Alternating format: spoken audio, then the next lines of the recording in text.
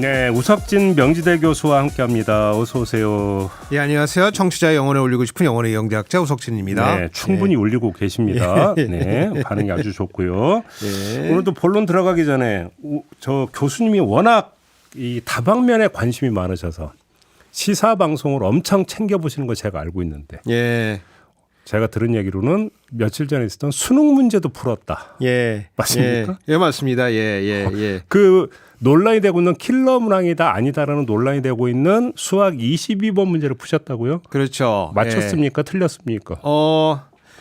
사실 뭐 경제학이 네. 이렇게 보면은 응용 수학이고 그렇지. 또 이렇게 보면 응용 통계학이고 그렇기 때문에 그렇지. 뭐 수학은 저희가 이제 뭐 학교 다닐 때뿐만 아니고 예, 계속 하고 근데 있어가지고 어제도 그렇고 계속 수학 얘기가 나오네. 아 이러면 꿀리는데. 네. 아무튼 네. 그래가지고 지금 화면 나가는데 저게 이제 그 22번이에요. 그 문제 22번. 네. 그래서 저게 이제 뭐 복잡하게 써 있긴 한데 저게 결국은 이제 저 박스에 있는 거를 잘 읽어 보면은 예. 요게 이제 뭐 함수 f 두 개를 곱하니까 음수를 만족시키는 정수가 존재하지 않는다를 얘기하는 건데 그거를 뭐 다시 바꿔 쓰면은 저 어떤 정수에서는 저게 0이거나 양수여야 된다든지 이렇게 써 있는 거거든요. 네. 그리고 그 위아래를 잘 해석해 보면은 결국은 저 오른쪽에 있는 그림 같은 저런 모양이다. 이렇게 써 있는 거예요, 사실은. 네. 예. 그리고 저기 제가 가하고 나를 표시했는데 저기 원점을 지나가면서 가하고 나가 마이너스하고 1 사이에 들어오도록 저 모양을 그려봐라. 일단 그러니까 지금 그 교수님 말씀은 맞췄다. 저는 뭐 시간이 많으니까 앉아서 뭐 이렇게 생각하고 저렇게 생각하고 저를 맞히죠. 만약에 이거 시험 중간에 맞추렸으면 저도 뭐 못 맞췄을 것 같은데. 그러면 결론적으로 이건 킬러 문항에 해당이 됩니까 안 됩니까? 이거 마치 이런 거예요. 저 아까 그림에서 봤던 저거 삼차함수인데 삼차함수 모양을 그리는 거는 쉬운 문제예요. 쉬워요? 저 자체는 쉬워요. 저 자체는 쉬운데 예. 그 앞단이 조금 어려워요. 그러니까 예컨대 뭐 이런 거예요. 태권도 하는데 옆차기를 한 번 하면 되는 건데 앞구르기 3번 하고 뒷구르기 3번 하고 옆구르기 3번 한 다음에 백덤블링 4번 하고 그다음에 옆차기 해라. 그러면 어렵잖아요. 쉽게 문제를 너무 꼬았다. 제가 이건 매년 이제 연례 행사처럼 이제 수능 문제 이렇게 풀어보는데. 매년 푸세요? 매년 풀어봅니다. 매년 풀어보는데. 몇 점 나와요? 그러니까 수학 같은 거는 뭐 대체로 맞는데. 만점? 만점은 아니어도 우리가 이제 시간이 많으니까. 시간이 많으니까 하는데 예. 이게 이제 어려운 건 둘째 치고 좀 의미 있는 문제를 냈으면 좋겠다. 그럼 무슨 말씀이세요? 아니, 그러니까 예컨대 뭐 우리 이제 어저께 이제 중국이랑 축구하지 않았습니까? 3대0으로 이겼죠. 예, 그러면 이제 대한민국의 국가대표를 응원하는 국민들은 모두 경우의 수를 우리가 다 따져보는 데 익숙해야 되는 거거든요. 월드컵 나가면 많이. 예, 그럼 뭐 그런 경우의 수를 계산해 본다든가. 아니면 뭐 인공지능 이런 게 발달돼 있으니까 이걸 풀면은 인공지능에 공부하는데 좀 도움이 되는 걸 푼다든가. 아니면은 몇 년 전에 뭐 우리 그 허준희 교수가 필드 메달을 받았는데. 네. 그게 이제 무슨 조합론과 관련된 건데 뭐 그런 뭐 관련된 문제를 고등학생 버전에서 푼다든가 해가지고 어렵더라도 좀 사회적으로 좀 의미 있는 걸 좀 하면 좋을 것 같은데 이거는 논리력 향상에 도움이 안 돼요? 뭐 논리는 도움 되겠죠. 근데 아니 이 어려운 거를 풀어서 무슨 의미가 있는 건지 사실은. 네. 천년소금님이 시간 관계상 본인은 포기하셨다고 댓글 들었는데 제가 볼 때 이건 뭔가 핑계 같다는 느낌이 팍 오네요. 그죠? 예. 그러니까 그 프랑스에 이제 그 바칼로레라고 하는 이제 그런 이제 논술. 예, 그 시험이 있는데 철학 문제를 내고. 이거 수준 되게 높아요. 그 문제를 내고 그 사회가 그걸 다 한번 다시 풀어보는 거예요. 그 문제에 대해서. 예. 그런데 뭐 국가는 필요하긴가. 그러니까요. 뭐 아니면은 국가가 없으면 우리가 더 자유로워질 건가. 네. 예. 아니면은 시민은 정권을 행사할 수 있는 건가. 예. 아니 우리 버전으로 치면 뭐 검찰은 뭐 권력을 줄 수가 뭐 줘도 되는 것인가. 뭐 이런 문제. 네. 내놓고서 서로 이제 사회가 다 출제 의도가 의심스럽다고 막 또 이렇게 막 보수인 들고 일어나죠. 근데 사회가 한번 다 이거를 논의를 한번 해보는 거죠. 네. 근데 수학 문제도 사실은 다 족보가 있는 어려운 문제들이 있어요. 그러니까 그 중에 이제 일부를 풀어가지고 네. 이런 수학도 있고 이런 의미가 있는 거구나라고 하는 그런 의미가 있으면 좋은데 지금 우리의 지금 수학 문제나 이런 특히 이제 입시 관련된 문제들은 대부분 다 변별력을 위해서 내는 거거든요. 맞아요. 변별력을 예, 위해서. 맞아요. 그래서 예. 그 우리가 좀 말씀드린 좀 조심스럽지만은 지금 의대 가는 학생들을 이게 변별해 내려고 예. 아주 디테일하게 변별해 내려고 문제를 내는 거기 때문에 뭐 현실적인 뭐 약간 수요는 아니, 있겠지만은 아니 가장 기본적으로 흥미를 유발시켜야 될 거 아니에요 학생들에게. 그래서 저는 또 의미도 있어야 된다. 그러니까. 예, 근데 의미도 있어야 된다. 흥미도 없고 의미도 없으면 그 공부할 맛이 나겠냐고. 이건 이제 고문이죠. 일단 옆차기 한번 할 건데 야 네, 요렇게 백덤블링 한 10번 한번 해봐 뭐 이런 거거든요. 이렇게 빠져나가고. 네. 예, 하여간 제가 이제 드리고 싶은 말씀은 세상은 요 입시의 세계 외에 굉장히 이제 표현이 좀 그렇지만 눈 돌아갈 정도로 지금 빠르게 좀 돌아가고 있어요. 아, 예. 어떤 사고 능력도 시대의 변화에 좀 맞춰서 그러니까 뭐 좀 올리고 또 테스트를 하더라도 그렇게 해야 된다. 그렇죠. 그래서 그런 거를 반영해 가지고 이제 예. 입시라는 것도 이렇게 방향성을 좀 잡아야 되는데 우리는 이제 뭐 킬러 문제를 내니 아니면 이제 사실 여기에 매몰돼 가지고 지금 그 말씀을 하신 이유가 오늘의 그러니까 본 주제가 바로 이것이기 때문인데요. AI, 그죠? 그렇죠. 지금 예. 오픈 AI에서 발생한 쿠데타라고 해야 됩니까? 혁명이라고 해야 됩니까? 일단 실패한 쿠데타다. 일단 개요로 좀 간단히 말씀해 주시죠. 예, 그게 지금 지금 요 말씀 다 드리기 전에 우리가 인공지능에 대해서 조금 한번 짚어보면 좋을 것 같아요. 인공지능하면 이제 스카이넷, 뭐 그런 거 포함해 가지고 터미네이터에 나오는 스카이넷. 예, 그래서 저는 경제학자니까 네. 제가 갖고 있는 느낌은 지금 경제사적으로 봤을 때 네, 상당히 중요한 시대를 우리가 지금 관통하고 있는 것 같다. 중대한 시대. 중단 시점을 지금 지나고 있는 것 같다. 그 사건들이 지금 최근 몇 주 내에 지금 일어나고 있는 것 같다. 그래서 우리가 일하는 방식, 어떤 일자리, 없어질 일자리, 생길 일자리 이런 것들이 지금 커다란 변화가 지금 생길 조짐들이 있는데 AI로 인해서. AI로 인해서 예. 그 사이를 지금 관통하고 있는 것 같다. 그래서 우리가 이제 요 이제 오픈 AI라고 회사에서 일어난 사건들을 지금 말씀드려야 되는데 그거 하기에 앞서 가지고 우리가 이제 인공지능에 대해서 조금 알아두면 좋은데 설명이 가능해요? 제가 뭐 소속은 지금 경제학과로 돼 있지만은 네. 또 저희 학교에 응용 데이터 사이언스라고 오. 거기 학과장입니다. 그래서 제가 예. 정말 다방면이셔. 진짜. 그래서 제가 이제 뭐 사실은 흘러오다 보니까 이렇게 뭐 정치 관련된 얘기도 좀 하고 그러는데 원래는 제가 데이터 사이언스 하는 이제 경제학자이기 때문에 예. 그 바탕으로 조금 말씀드려보면은 네. 인공지능이라고 하는 건 지금 여러 가지 정의할 수가 있겠지만은 지금 이제 예측과 관련된 걸 하는 거예요. 예측. 예측. 예측 그렇죠. 전망 이런 걸 하는 건데 그동안 이제 다른 분야에 많이 발달해 있었어요. 네. 근데 언어 관련해서 예측하는 게 좀 어려웠거든요. 언어 관련 예측. 언어 관련 예측. 무슨 말씀이세요? 예컨대 뭐 이런 거예요. 그래서 나, 너, 사랑 이렇게 하면은 우리가 뭐 명사만 썼지만은 예. 그렇죠. 이제 순서 배를 따지고 문장이 완전히 달라지죠. 그죠. 너나 사랑하고 나너 사랑은 똑같은 단어지만은 굉장히 다르잖아요. 단어는 성분은 똑같지. 구성에 따라서 완전히 메시지가 달라져요. 순서에 따라서 굉장히 그렇죠. 달라지. 위치에 따라 달라지는 거죠. 그렇죠. 그러니까 이게 순서가 중요한 거예요. 순서가. 순서가. 그래서 이 순서를 모형화하는 게 굉장히 어려워요. 그래요? 예, 순서 모형화는 굉장히 어려워서 지난 한 10여 년 동안 굉장히 어려웠는데 2017년도에 획기적인 논문이 하나 나와요. 어떤 건데요? 그게 어텐션이라고 하는 혹시 어텐션 플리즈. 뉴진스 혹시 아세요?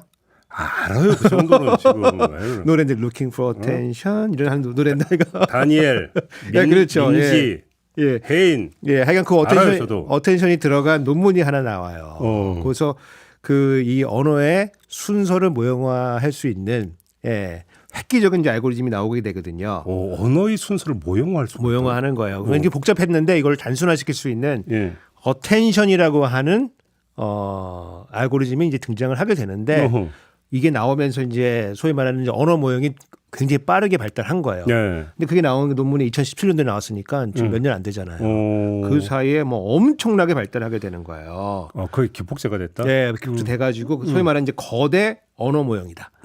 라지 랭귀지 모형 모델인데 LLM이라고 이제 부르는 건데 그 모형 결과가 트랜스포머라고 하는 거예요. 트랜스포머. 그 영화인데. 영화인데 트랜스포머. 이게 모형이에요. 트랜스포머. 트랜스포머인데 그 오픈 AI라는 회사가 예. 이 트랜스포머를 가지고 챗봇을 만든 거예요. 챗봇. 네. 그게 챗 GPT예요. 그 유명한 네, 챗 챗 GPT예요. 그래서 GPT의 끝에 T가 트랜스포머예요. 그 예, T가 트랜스포머예요. 그거예요? 예, 오, GPT의 오. T가 트랜스포머예요. 그러니까 언어 모형인데 챗봇이다. 다만 앞에 GPT G가 제너러티브라고 해가지고 생성형이에요. 없는 걸 만들어줘. 예, 그게 만든 회사가 오픈 AI예요. 오픈 AI라는 회사죠. 그래서 예. 챗봇으로 물어보면 답을 해주는 거예요. 그래서 생각해 보시면은 이게 사실은 뭐 무슨 생각을 하는 건 아니에요. 대답을 해주는 거죠. 대답을 해주는 건데 다 뭘 끌어 모아서. 뭐 이런 거예요. 1 다음에 2 다음에 뭐 나올래? 그럼 아무거나 나올 수 있는 거죠, 사실은. 그렇죠. 근데 보통 사람들은 3 쓰는 거잖아요. 그 확률이 제일 높은 거거든요. 그런 모형인 거예요, 이게 기본적으로. 네, 기본적으로. 예. 근데 지난 몇 주 전에 이 오픈 AI에서 상당히 이제 획기적인 그 어떤 개발로 이제 개발 단계로 들어갔어요. 예. 그래서 GPT 터보라는 걸 내놓고 터보. 예, 그리고 더 중요한 건 이제 맞춤형 챗봇이 나오는 거예요. 그래서 누구나 다 챗봇을 만들 수가 있어요. 그 개인이. 개인이 만들 수가 있습니다. 5분이면 만듭니다. 예? 네. 코딩은 아무것도 없이 어떻게 5분 안에 만들? 그러니까 뭐 이런 게 좀 많이 하고 있는 게 예컨대 뭐 사주 명리를 하는 사이트 만들고 싶다 챗봇. 그러면 그 책을 거기다 넣어주면 돼요. 그래요? 그쯤은 그 걔가 그걸 읽어가지고 어. 네, 챗봇이 나오는 거예요. 그냥 사주 좀 봐줘. 그럼 사주 봐주는 거예요. 그럼 이제 점까지 봐주는 겁니까? 그럼 나오죠. 그 책이 들어가 있으면 나오죠. 예. 근데 그게 300페이지까지 개인형 이 문서를 업로드하면은 뭐 시간도 뭐 5분 10분이면 금방 만들어져요. 예, 그래서 개인화된 챗봇이 만들어진 거예요. 네. 그리고 이거를 개인들이 사고 팔 수 있게 하겠다라고 하는 사업 계획도 발표가 되고 사람들이 뭐 엄청나게 들어왔어요. 이게 계기가 돼서 쿠데타가 발생한 겁니까? 그러니까 이제 반드시 이것 때문인 거는 모르겠지만 뭔가 상업화로 이제 가게 되는 그렇죠. 이제 그런 그 단계를 밟게 되는데 팔겠다고 한 거지 그거를. 예, 그래서 여하튼 그게 발표가 되고 몇 주 있다가 예. 지난주입니다. 17일인데 금요일에 이제 쿠데타가 일어난 거예요. 올트만 해임. 예, 샘 올트만이라고 하는 이제 그 CEO가 이사회에서 해임이 된 거예요. 그러니까. 그래서 이 이사회 구조를 조금 이해를 하셔야 되는데 그 이게 6명으로 구성돼 있어요. 6명으로. 그래서 사내이사 3명, 사회이사 3명 이렇게 돼 있어요. 혹시 여기 사진 있으면 사진 보여주시면은 저 인물들입니다. 예. 저게 다 이사들이에요? 다 이사는 아닌데 저기서 이 주요 인물들이 다 나오는 저게 사진입니다. 그래서 여기 4명이 나오는데 피지컬이 되게 좋은데. 예, 저 왼쪽에 있는 분이 이제 미라라고 하는 여성이에요. 그리고 왼쪽에서 두 번째 있은 이제 이 팔짱 끼고 계신 분이 제가 샘 올트만입니다. 38살이에요. CEO. 예, 38살. 이준석하고 같은 나이입니다. 그러니까 세상은 이제 저런 젊은 사람이 돌리고 있는데 우리는 와 진짜 장난 아니죠. 네. 나이 너무 강조하지 마시고. 네. 네. 하여간 그리고 그 옆에 있는 그렉 브록만이라고 하는 사람이에요. 브록만. 그리고 오른쪽에 있는 사람이 맨 오른쪽에 있는 사람이 일리아 수스케버라고 하는 요 일종 과학자예요. 운동한 분 아니에요? 그렇죠. 이게 또 운동한 분 같은데. UFC 나와도 뭐 괜찮을 것 같은데 하여간 저렇게 우락부락하게 생기신 분들이 맨 오른쪽에 있는 사람이 이사회 멤버 중에 하나예요. 저 사람이 다른 3명을 규합해가지고 올트만 축출에 나선. 올트만 축출에 나선 거예요. 그렇죠. 그래서 올트만 쫓아낸 거예요. 그리고 그 오른쪽에 있던 그렉 브룩만 이 사람도 같이 쫓아낸 거예요. 아하. 그래서 쿠데타가 일단 벌어졌어요. MS로 갔다면서요? 그건 이제 나중 일이고 일단 대표가 창업자가 이제 쫓겨난 거거든요. 그래서 사실은 이럴 수도 있나? 그래서 역시 그죠? 네. 이게 이럴 수도 있나? 그렇죠. 왜냐면 보통 이제 창업하는 기업들은 투자자들이 뭘 요구하냐면은 그 창업주가 계속 회사에 남아 있는 거 조건을 보통 많이 걸어요. 왜냐면 그 사람 보고 들어갔기 때문에 그 사람이 자기 주식 팔고 도망가면 어떡해요. 그렇죠. 그러니까 보통 있으라고 하는데 혁신가 정신이 유지가 되니까. 그렇죠. 그리고 그 사람이 간판이잖아요. 여기서 샘 그렇지. 올트만이 간판인데 그렇죠. 이 사람이 챗 GPT도 다 론칭을 한 거고. 근데 이 사람이 이제 갑자기 이제 해임이 되는데 요 오픈 AI의 가장 최대 투자자 중에 한 명이 MS예요. 마이크로소프트. 40 몇 퍼센트가 갖고 있다면서요? 49% 갖고 있는데 오. 130억 불 투자를 했어요. 130억 달러. 억 달러. 와. 네, 억 달러. 그러니까 이제 대충 한 16조, 17조 정도 한 년대 왔다 갔다 하지만은. 예. 근데 지분이 그럼 제일 많은 투자 중에 한 명이거든요. 그렇죠. 근데 이 사람도 몰랐어요. MS도. 그래요? MS도 몰랐어요. 이야, 진짜로 전격. 전격. 예. 그러니까 1분 전에 통보받은 걸로 알려져 있다. 양상은 쿠데타가 맞네. 예. 그래서 이게 뭐 이럴 수도 있나? 뭐 약간 이제 사람들이 되게 금요일 날 저도 이제 뭐 페이스북이나 뭐 이런 SNS 보면은 다들 놀라가지고 예. 왜 그 며칠 전까지도 다 이 얼트맨이 나와가지고 우리 뭐 오픈 AI는 뭐 무슨 뭘 개발을 하고 무슨 상품을 하고 뭐 이런 얘기를 막 쭉 했는데 갑자기 이제 해임이 되니까 이제 쿠데타가 진행이 됐구나. 네. 그래서 뭔가 좀 이유가 있겠지. 네. 라는 그런 생각을 했는데 예.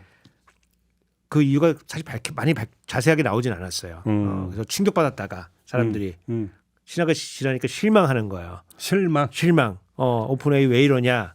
했다가 분노가 되는 거예요. 막 화난다.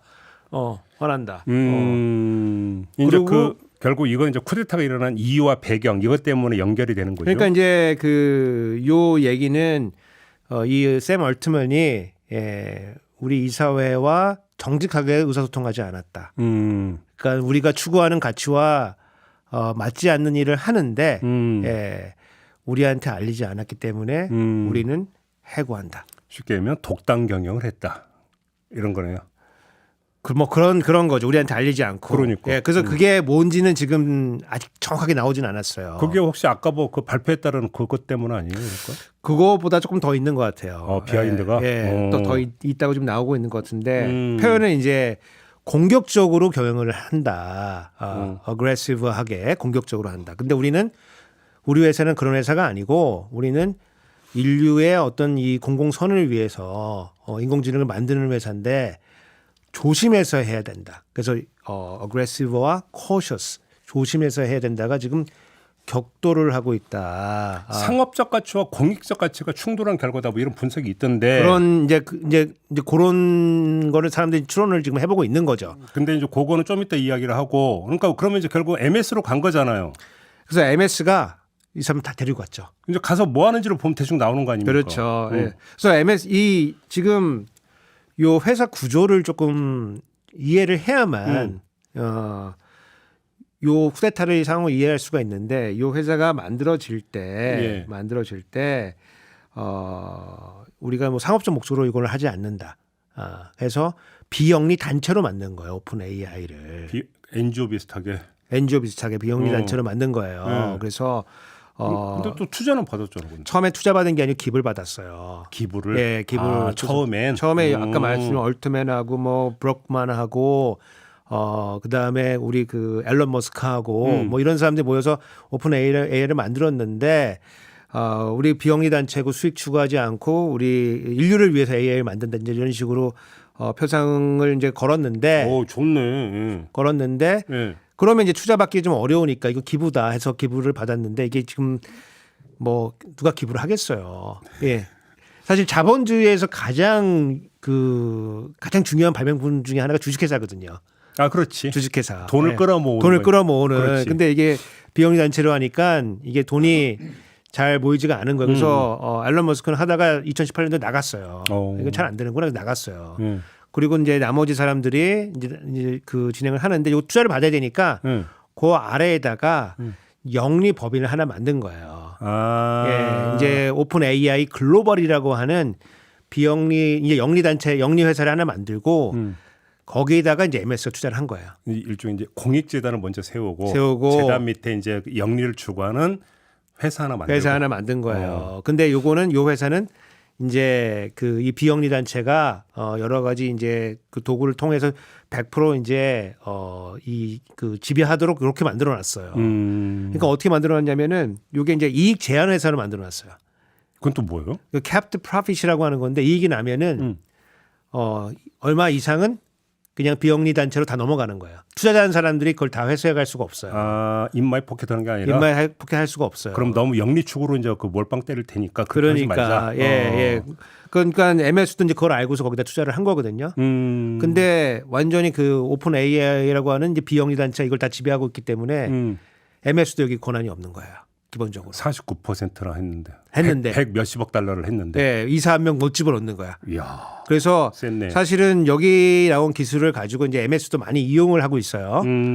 소위 말하는 이제 빙이라는 이제 서치도 쓰고 우리 소위 말하는 우리 마이크로소프트의 그 오피스 365라고 하는데 이제 여기 그 인공지능도 들어가고 그래서 자기 사업에 많이 쓰고 있지만은 사실 지배권이 없었어요.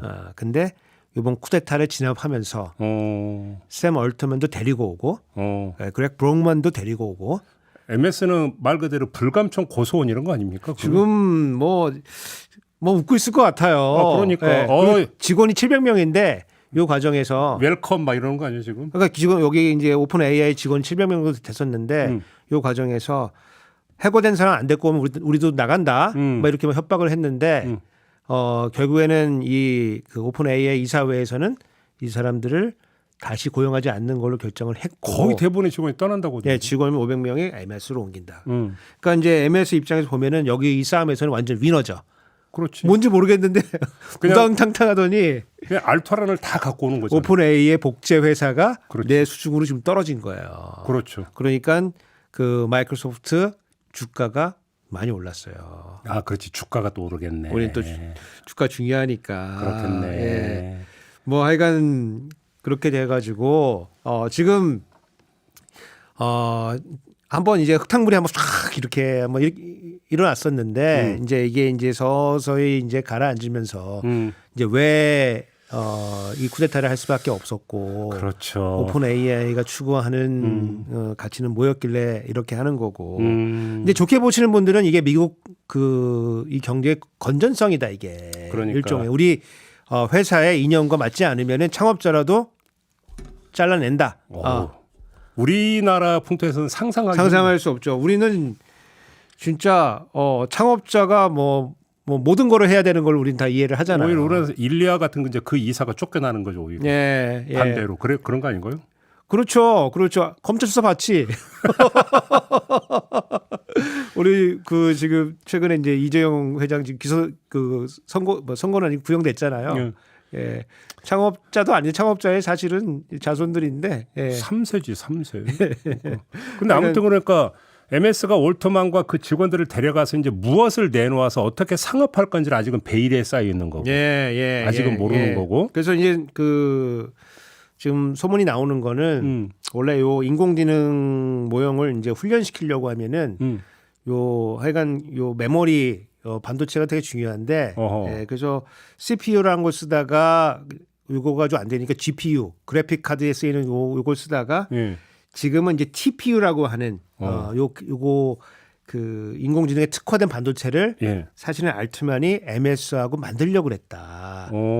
그래서 근데 그거를 그 이사회와 제대로 커뮤니케이션을 의사소통을 안 했다. 그런 거 아니겠느냐. 비밀 프로젝트가 그거였다. 예, 그거 아니겠느냐라고 하는 이제 소문이 몽성몽성 지금 나오는 중이고 우리 청취자 여러분들도 한번 굉장히 지금 중요한 사건들이 지금 벌어지고 있는 거기 때문에 그렇죠. 그러니까 사실은 비교하자면 스티브 잡스가 애플에서 아이폰이라고 하는 스마트폰을 내놓음으로써 세상을 뒤집어 놨잖아요, 사실은.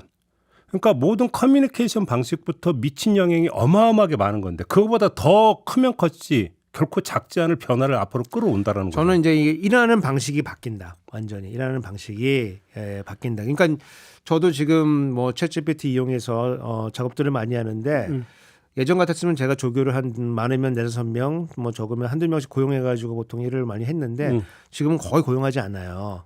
이게 문제야 이게. 요건 근데 좀 이따 얘기하고 그럼 오픈AI 이 사태를 잠깐만 다시 한번 정리를 하면 근본적으로는 결국은 상업화의 길을 걸을 것이냐 아니면 공액의 길을 것인가에 대한 어떤 노선 갈등 끝에 나온 쿠데타다 이렇게 정리하면 될까요? 저는 이제 그렇게 보고 네. 이게 지금 인공지능이 발달 속도가 지금 너무 빠르거든요. 우리가 규제할 수 없을 정도로 지금 상당히 지금 빠르게 지금 발전을 하고 있는데 작년 다르고 올해 다르고 내년 또 완전 다를 거예요. 예컨대 이제 작년에 이제 챗GPT가 처음 나왔을 때는 우리가 2021년도 정도에 그까지 정보가 없어가지고 최신 정보가 없는 거예요. 네. 그러니까 챗GPT하고 최신 정보를 결합하는 스타트업들이 많이 생겼었어요. 근데 올해 내면서 올해 3월까지 정보를 업데이트를 해줬거든요. 그래서 네. 그 회사들 다 지금 망하게 생겼어요. 그래서 뭐 순식간에 지금 뭐 기술이 뭐 엄청나게 발달하고 있고 이렇게 생각하시면 좋을 것 같아요. 사수 부사수가 내 옆에 있다. 아무거나 물어보고 아무거나 시킬 수 있는. 말 그대로 이제 그러니까 스마트폰 모바일이었다면 이제는 개인 비서의 시대가 생긴다 이런 거잖아요. 그렇죠. 그렇게 비서일뿐만 아니고 상사이기도 하고 그렇죠. 모르는 거 이거 어떻게 하는 거야 물어볼 수도 있고 업계 표준을 물어볼 수도 있고 아니면 양식을 물어볼 수도 있고 법 제도를 물어볼 수도 있고. 근데 네. 심적으로는 저 개인적으로는 자꾸 왜 공익이기를 걷고자 하는 이 쫓아낸 사람들한테 왜 자꾸 이렇게 경도가 될까요? 그러게요. 그러니까 뭔가 너무 이렇게까지 가야 되는 겁니까 진짜? 그러니까 이제 이게 저는 이제 경제학자니까 이러한 기술의 혜택이 네. 일부에게 집중되면은 안 된다. 그 되겠냐 그러니까. 그러니까 이제 전체에게. 우리가 이제 그 얘기를 나눠야지 이제 더 그렇지. 생산적인 논의가 되는 건데 그 얘기로 넘어가죠. 저희가 이제 사회과학자니까 네. 요 기술의 발전이라고 하는 거는 어떻게 보면 자본의 발전인 거야. 그렇죠. 자본의 발전이고 요게 이제 지금 소프트웨어인데 소프트웨어도 어떻게 보면 로봇이에요. 그렇지. 어떻게 보면 로봇이에요. 그렇죠. 그러니까 소프트웨어 로봇인데 로봇이 이제 우리 생활에 이제 들어오는 거예요. 이제 기계가 아닐다 뿐이지 그렇죠. 그 내용으로 지금 들어오고 있는 거거든요. 그렇죠. 그럼 기술이 발전한 거예요. 발전을 하고 그리고 그러면은 이거 막스 얘기하기 좀 그렇지만은 생산 수단을 일부가 이제 소유를 하게 되는 거거든요. 그렇게 그 해석을 해야 되는 겁니까? 근데 이제 그렇게 볼 수가 이제 있는 건데 여하튼 이게 이 기술과 생산 수단이 집중되는 게 아니라 분산된다. 아니 지금 이제 집중이 되겠죠. 일부한테 집중되겠죠. 그러겠지. 왜냐면 이거를 쓸 수 있는 사람과 쓸 수 없는 사람은 그렇지. 나눠지고 그다음에 이제 우리 경제학에 뭐가 있냐면은 이 생산에 투입되는 걸 우리가 생산 요소라고 부르는데 생산 요소 간에 보완적인 게 있고 대체적인 게 있고 그래요. 그렇죠. 물론이죠. 그러면 요 이제 인공지능이 이제 여러 가지 형태로 이제 우리 사회에 들어올 텐데 일자리를 뺏을 거냐 아니면 나의 일자리를 보완해 줄 거냐. 그 얘기를 합시다. 예, 이게 실제적인 거니까. 예, 지금 교수님도 조교 다 없앴다면서요. 그러니까요. 일단 돈도 없고. R&D 그 예산 삭감했다는 결과인가요? 뭐 그것도 그렇고 다 시선 집중 때문이죠. 왜 또 시선 집중이 왜 나와요, 여기서?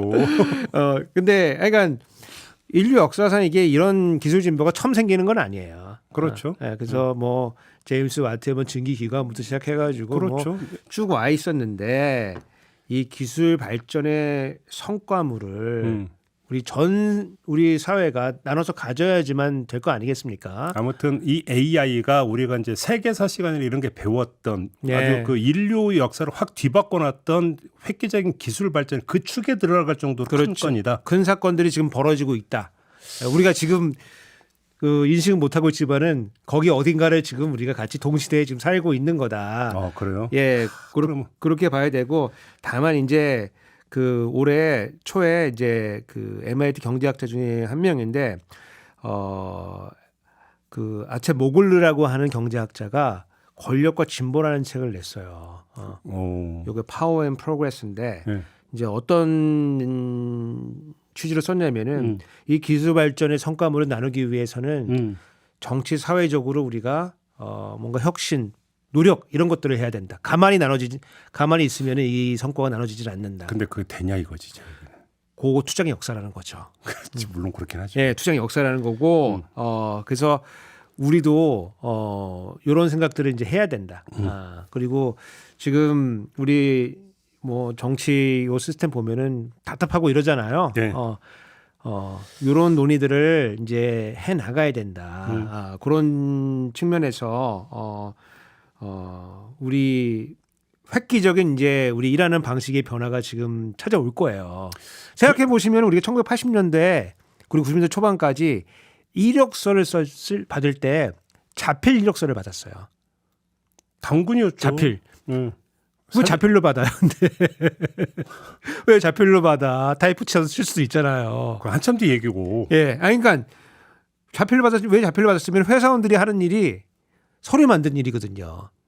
예, 그렇죠. 양식 그리고 저는 언론계에 있었으니까 그때가 뭐냐면 그러니까 기사나 글을 원고지로 쓰고 오퍼레이터라는 게 있었어요. 예, 그래서 그렇죠. 그래서 이제 그 원고지에 쓴 거를 입력하는 예, 오퍼레이터가 있었고. 예, 근데 지금 오퍼레이터는 없잖아요. 없잖아. 그러니까. 없잖아. 네. 예, 그래서 옛날 같았으면은 뭐 계산하고 이런 것도 사실은 해주는 사람도 있고 했는데 지금은 엑셀로 다 하잖아요. 그렇죠. 직접 다 하잖아요. 그러니까 일하는 방식이 좀 많이 바뀐 거거든요. 그거보다 더 혁신적인 방식의 변화가 오는 거예요. 자, 그래서 일자리가 어떻게 되느냐가 아마 지금 이 방송을 듣고 계신 촌철님들의 최대 관심사일 것 같은데 예. 당연히 일자리가 줄어들 거죠. 그리고 연구 결과도 있다면서요. 그러니까 이제 이 소위 말하는 이제 생성형 AI, 예. 그 챗GPT 같은 이런 것들이 도입이 됐을 때 우리 일자리는 어떻게 영향을 받을 것이냐. 그렇죠. 사람들의 이제 일반적인 반응은 뭐냐면은 그건 내일은 아니고 쟤는 좀 불쌍하게 됐다. 그렇죠. 우리 세대는 괜찮을 예, 거야. 나는 괜찮은데 제가 좀 문제일 것 그렇게 같네. 금방 되겠냐 뭐 예, 이런 거 있죠. 우리 반응은 보통 그렇잖아요. 그죠? 그렇죠. 근데 이제 실질적으로 이제 영향을 받는 직군들이 지금 나온다는 거예요. 벌써부터? 그러니까 예컨대 뭐 지금 직접적으로 영향받는 데들이 카피라이터. 아, 저기 광고. 예, 광고랑 카피라이터들. 그리고 그래픽 디자이너. 특히 이제 그 컨셉 디자이너라는 것들이 있어요. 예컨대 뭐 영화 감독이다 그러면은 여러 가지 영화 씬들을 막 생각할 거 아니겠습니까? 콘티 쓰면서 시나리오 쓰면서 그러면 이제 콘티 같은 거 그릴 때 이제 막 그림을 막 자기가 그리기도 하고 좀 이제 그 돈 있는 이제 감독들은 디자이너가 있거든요. 그래서 얘기를 해주는 거야. 야 무슨 뭐 괴물이 있는데 콘티 보면 그림이 예, 있더라고요. 괴물이 있는데 야 거기 뭐 한강 다리 얼른 지나가는 거야. 그러면 그걸 가지고 누가 막 그려주거든요. 네. 그래서 그게 이제 컨셉 잡아준 디자이너들이 있는데 네. 이런 일자리가 없어진 거예요. 왜냐면은 챗GPT에다가 치면 돼. 야, 한국은행이 아주 구체적으로 직접적으로 이게 타격권에 들어오는 직업을 딱 조사한 게 있다면서요. 한국은행에서 나온 이제 최근에 나왔어요. 몇 주 전에 나왔는데 어떤 일자리들이 영향을 받을 것인가. 요거를 그 중앙은행에서 요거를 한번 예측 한번 해본 거예요. 야, 지금 이제 그 유튜브 영상에 지금 이제 띄웠는데 직업별 AI 노출 지수. 그래서 이제 AI의 노출이 많이 되는 일자리는 사람이 많이 필요하지가 않을 거니까 그런 타격을 더 받는. 더 받게 된다. 노출이 많이 되면은. 그래서 2등이 대학 교수인데요. 여기에 그 맨 아래에 있는 게 그 노출이 제일 안 된 겁니다.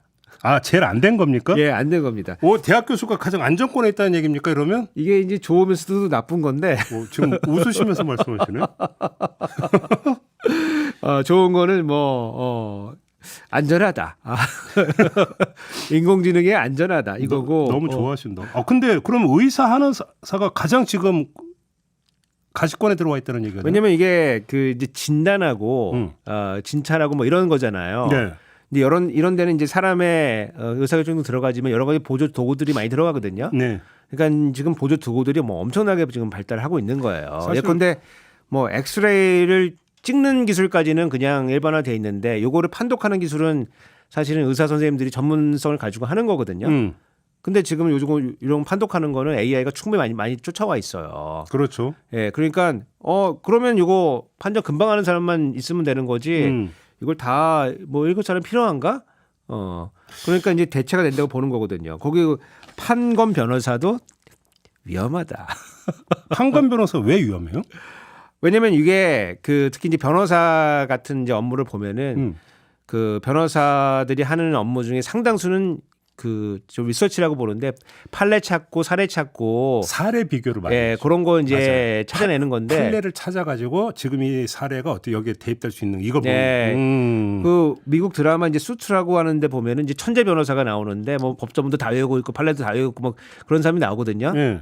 그런 사람이 옆에 앉아 있는 거죠. 이제 인공지능이 들어오면은 그래서 치면 되는 거죠. 예컨대 지금 뭐 이재명 대표 지금 뭐 재판받고 있는데 예컨대 예측도 됩니까? 횡령 없이 횡령 없이 지자체장이 배임으로 기소된 예가 있어 이렇게 하면은 이제 쫙 찾아주는 거죠. 이게 퍼뜩 떠오르는 게 그 언론이나 이런 데서 이제 예측을 그래서 전문가 멘트를 많이 따거든요. 예. 어떻게 될 것 같습니까? 하잖아요. 그러면 챗GPT 물어보면 되지. 이제는 전문가 찾을 필요가 없네요. 그러니까 사례까지 다 이게 만들어지니까 물론 이제 아직까지도 지금 발달 단계에 있어요. 예컨대 이 생성형 AI 챗GPT도 뭐가 문제가 있냐면은 소위 말하는 이제 헐루시네이션이라고 얘가 막 없는 걸 만들어서 대답을 해요. 그래서 이제 지금은 이제 그 문제가 많이 고쳐졌는데 한때 이제 드러냈던 게 세종대왕이 맥북 던진 사건이라는 게 있어가지고 뭐예요? 그러니까 뭘 물어봤더니 세종대왕이 맥북을 신하에게 던졌다 뭐 이런 답을 해줘가지고. 근데 저는 이해가 안 되는 게 대학 교수가 되게 안정권이잖아요. 안정권 2위잖아요. 그러면. 예. 근데 저는 이해가 안 되는 게 자, 커리큘럼이 있어요. 그러면 커리큘럼만 해가지고 지금 나 예를 들어서 어떤 사상에 대해서 궁금하니까 얘기 좀 해줘 그러면 그 전에는 대학 교수님 찾아뵈서 공부도 하고 책도 읽고 해야 되는데 쫙 모아서 쫙 정리해주고 하면은 대학 교수 영역이 줄어드는 거 아닙니까? 선생님이라고 하는 거는 목소리 깔지 예. 마시고, 네. 지식 전달도 중요하지만은 이 깨침이라는 게 있거든요. 깨침. 깨침. 그런 거였지. 그거 이제 학생과 그 상호작용을 통해 가지고 너무 자기 본의적 해석 아니실까요? 하여간 저는 뭐 한국은행 고맙습니다 여기. 그리고 저도 그러니까 저기 기자 언론인도 그러니까 비교적 안정권에 들어가 있는데 AI를 안 써서. 아니 근데 지금 사실 이미 예. 그 보도 자료를 가지고 스트레이트 기사 쓰는 거는 이미 많이 하고 있거든요. 예, 그렇죠. 예. 그러면 오히려 기자 언론인도 사실은 그래서 이제 언론계에서 무슨 얘기가 많이 이거 위험해질 수 있다. 예. 굳이 스트레이트 기사 이런 것들을 비싼 어떤 인건비를 들여서 기자를 써서 하지 않고 다르게 할 수 있다. AI 맡겨서 이 얘기를 많이 하고 있는데 지금 결과는 다르게 나온 거잖아요. 이게. 그러니까 한국은행 그 연구의 약점일 수도 있는데 예. 지금 그 직업별로 AI에 노출이 지금 덜 된 현재 그거에 기초해서 지금 요거를 예측을 한 거기 때문에 예.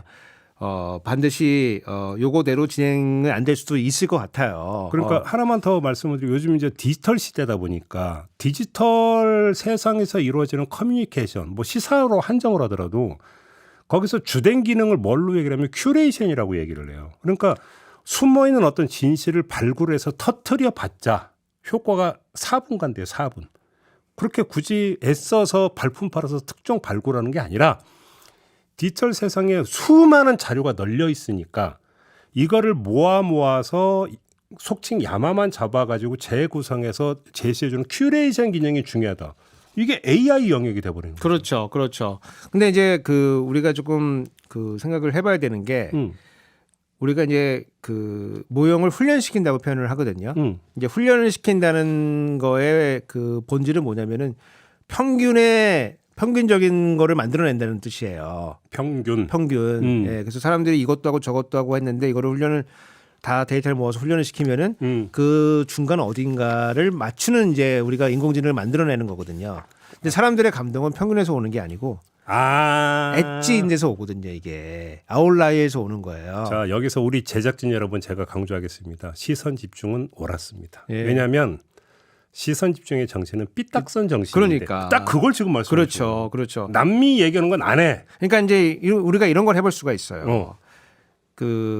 우리 시선 집중의 스크립트를 다 모아가지고 챗GPT에 넣어주고 챗봇을 만들어. 네.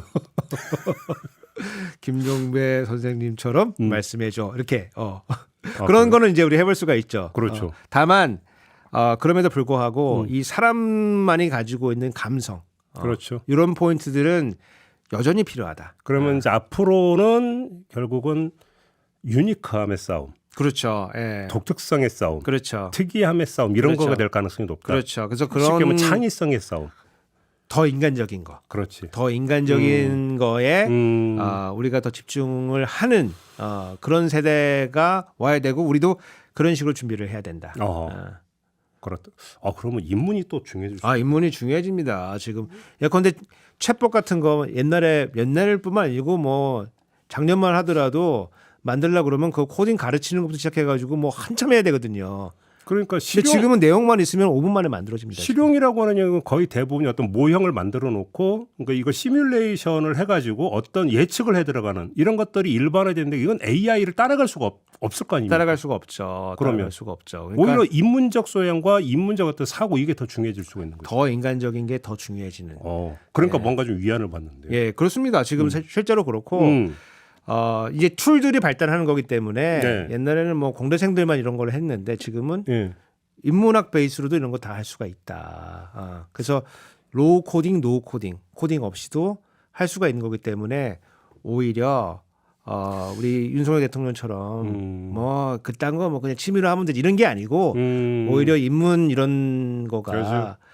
더 중요해지는 이게 컨텐츠가 중요해지는 거거든요. 지금 그 말씀을 듣다 보니까 그러면 그 개인 챗봇의 시대가 열렸다고 가정을 해도 그래서 그러니까 챗봇을 통해서 돌려봤자 평균 정도의 컨텐츠가 나오기 때문에 거기서 거기인.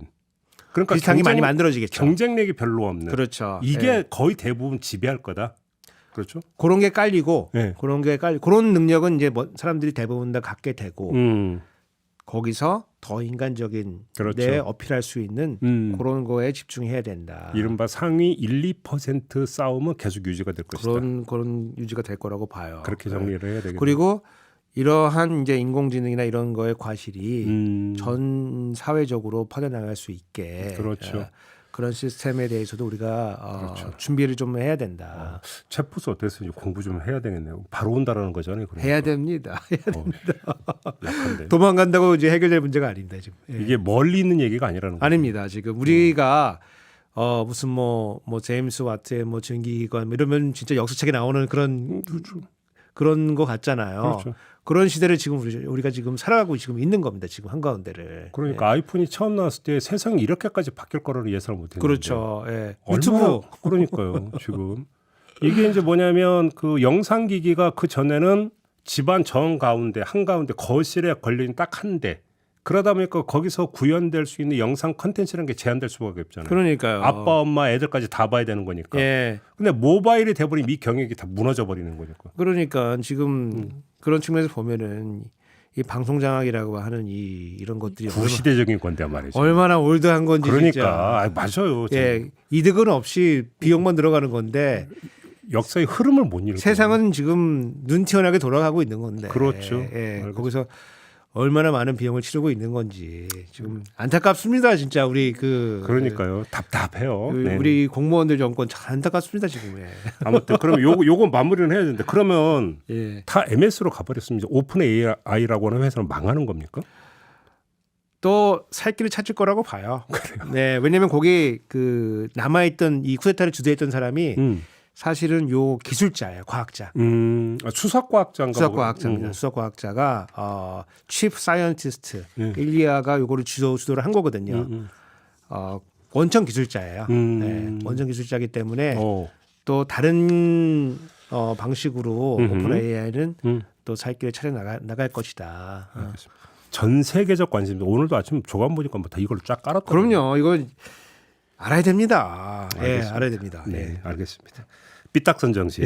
네, 요거 강조하면서 그냥 끝내기 서운해서 다른 얘기 하나 좀 여쭤보고 넘어갈게요. 지금 총선을 앞두고 이제 김포가 떴고, 그 다음에 공매도 금지가 떴고, 그 다음 수순이 상속세와 주식 양도세 완화 아니냐 이런 지금 전망이 많이 있는데 비슷한 이야기가 나오기도 있었고 총선에 약발이 있을 거라고 보십니까? 저는 뭐 있다고 봐요. 어떤 점에서? 네.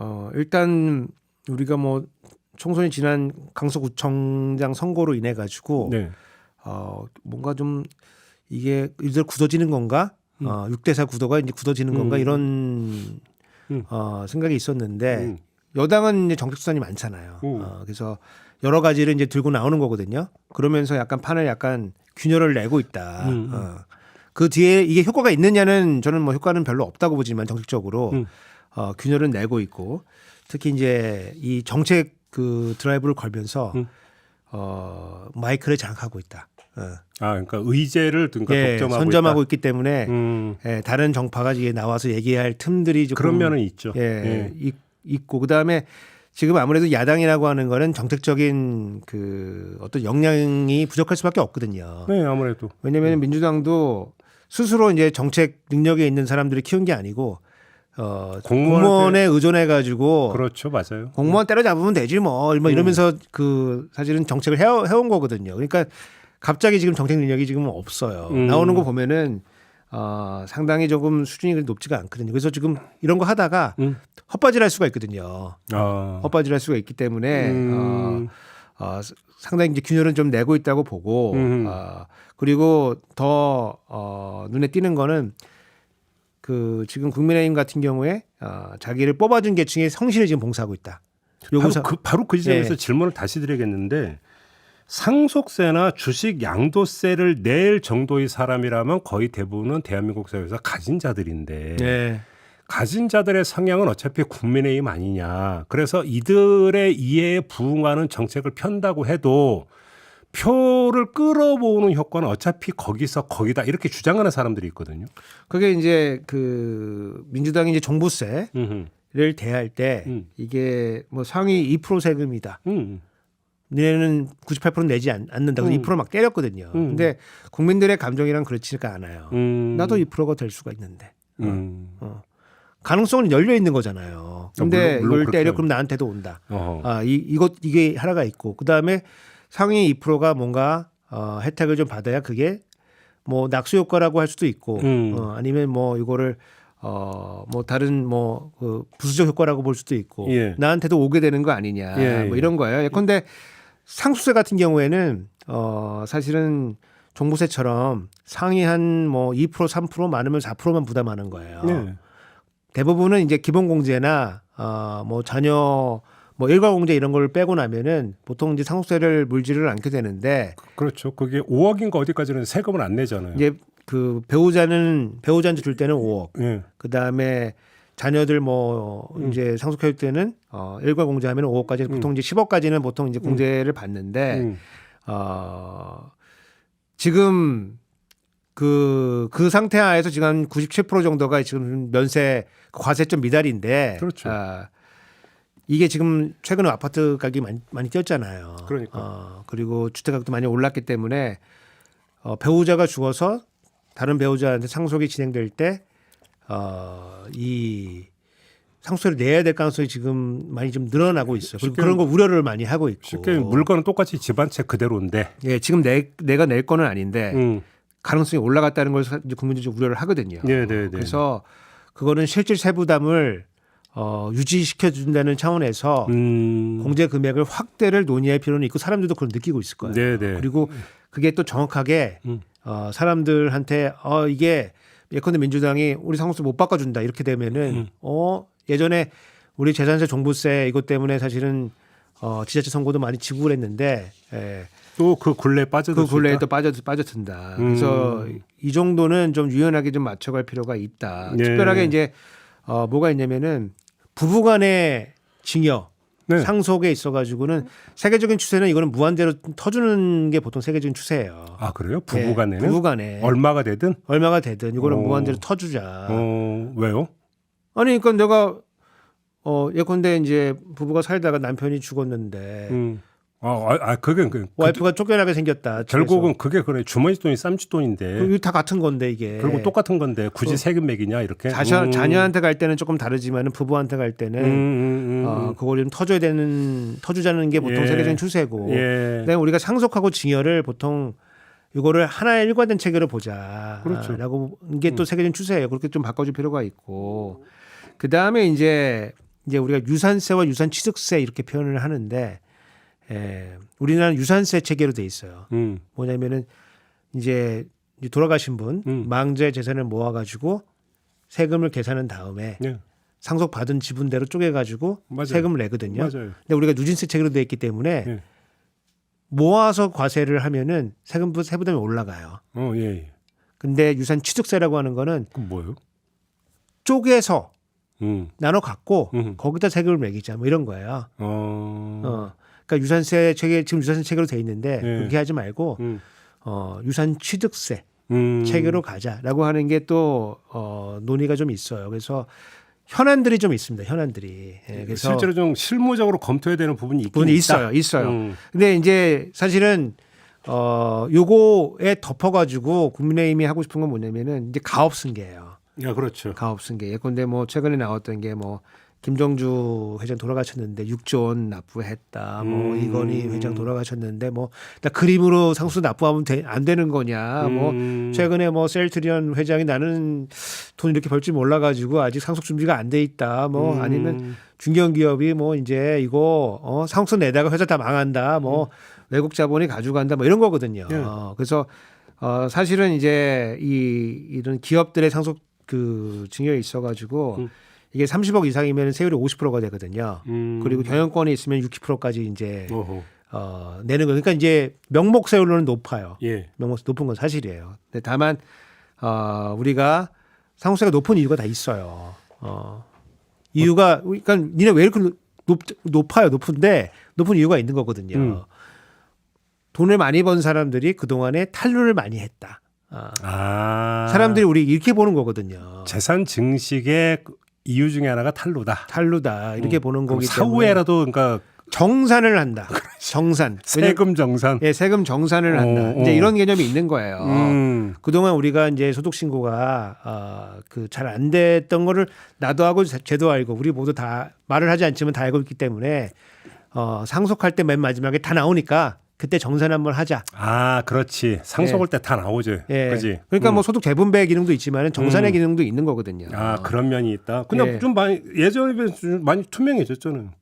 투명해졌지만 또 우리 개인 사업자와 법인의 이 세계라고 하는 거는 모르죠. 우리 같은 네. 우리 근로소득자들이 모르는 세계들이 다 있는 거기 그렇긴 때문에 하더라고요. 예. 예컨대 우리 그 김행 그 후보자 나왔을 때 그림 예, 뭐 가족 회사도 저기 뭐 그 전에 청문 대상자 보면 가족 회사를 통해서 뭐 세금을 회피했다 이런 얘기도 많이 있고 그러니까 이제 이게 상속세가 좀 높아요. 높은 거 그래서 높은 것도 사실이에요. 그리고 우리가 소득 적출이라고 표현하는데 그건 또 뭐예요? 그건? 이제 우리가 이제 세무조사 나가가지고 네가 원래 100만 원 벌었었는데 50만 원만 신고를 했네. 그 50만 원 우리 찾아냈거든. 소득을 적출했어. 그럼 50% 적출이거든요. 소득 적출률이 보통 50% 넘어가요. 그래요? 예, 50% 넘어. 특히 이제 전문직 같은 데 나가면은 예, 소득 아직도 숨기는 게 많다는 얘기예요. 아유, 뭐 개인 사업자와 이 법인의 세계는 신기합니다. 여러 가지 이제 그 소득을 넣다 뺐다 할 수 있는 수단들이 있어가지고 예컨대 지금 뭐 횡재세 얘기가 나오지 않습니까? 그렇죠. 횡재세가 이제 사실은 여러 나라에서 도입된 선례들이 있어요. 우리나라는 없지만은. 네. 예. 근데 이제 뭐 법적인 그 뭐 논의는 차지하고서라도 횡재세가 도입됐을 때 우리가 처음에 의도했던 세수만큼 그게 들어오느냐. 보통 한 5분의 1 정도 들어오게 되는 게 역사적 사실이거든요. 우리가 5조를 타겟했다 그러면 거르면은 한 1조밖에 안 되는 거예요. 그래요? 예, 왜냐면은 기업들도 바보는 아니니까 예. 그렇죠. 소득을 넣었다 뺐다 하거든요. 어디 다른 데 뺄 수 예. 있고. 뭐 비근한 예로 올해 법인세가 지금 많이 안 들어오는데 그렇지. 안 들어오는 이유 중에 하나가 내년에 법인세를 내릴 거거든요. 법인세율을. 그래서 많은 소득을 올해 인식을 안 하는 거예요. 회계를 또 그렇게 할 수가 회계를 참. 야 올해 하지 마 내년에 해. 그래가지고 내년에 인식하도록 머리 잘 돌아가. 예, 내년에 돌리는 거거든요. 그럼 내년엔 1% 포인트라도 세율이 낮으니까 예, 그만큼 돈을 아낄 수가 있으니까 그거는 다 하는 거예요. 다 하는 거예요. 그래서 이런 상황을 고려해 봤을 때 우리 이런 기업들의 상속 문제에 있어가지고는 이제 어떻게 할 것인지 사회적 논의를 이제 해봐야 돼요. 그러니까 OECD 기준으로 해서 우리가 높다 내리자 이렇게는 우리가 진전이 좀 안 되는 거예요. 그래서 한국이 다른데 유럽하고도. 그러니까 이제 우리 그 공무원들이 하는 거는 이제 OECD 평균 정책을 하는 거거든요. 그렇죠. OECD보다 평균보다 높으면 내리자. 근데 왜 OECD의 기준으로 나쁜 건 또 개선하자는 얘기 별로 안 하더라고. 아니 그러니까 보면은 낮으면 올리자 이러거든요. 네. 그래서 OECD 평균은 무엇인가 그런 약간 의문이 들긴 하는데 여하튼 그 정도까지는 안 되고 지금 우리 사회가 가지고 있는 이런 세제 시스템에 대해서 물론 이제 논의가 뭐 학계도 해야 되겠지만은 국회도 논의를 통해 가지고 합의를 받아야 되는 거고 특히 이제 재벌의 상속과 관련돼 가지고 상당히 이제 부작용들이 좀 많았어요, 사실은. 그렇죠. 예. 그리고 재벌이 그걸 벗어나기 위해서 그렇죠. 이상한 짓도 많이 하고. 그렇죠. 예. 어떻게 우리 좀 합의를 좀 볼 때가 된 거 아닌가. 예. 예. 그래서 하려면 무조건 반대를 하지 말고 차라리 역으로 이제 큰 틀에서 사회적 논의에 붙이자. 예, 붙이자.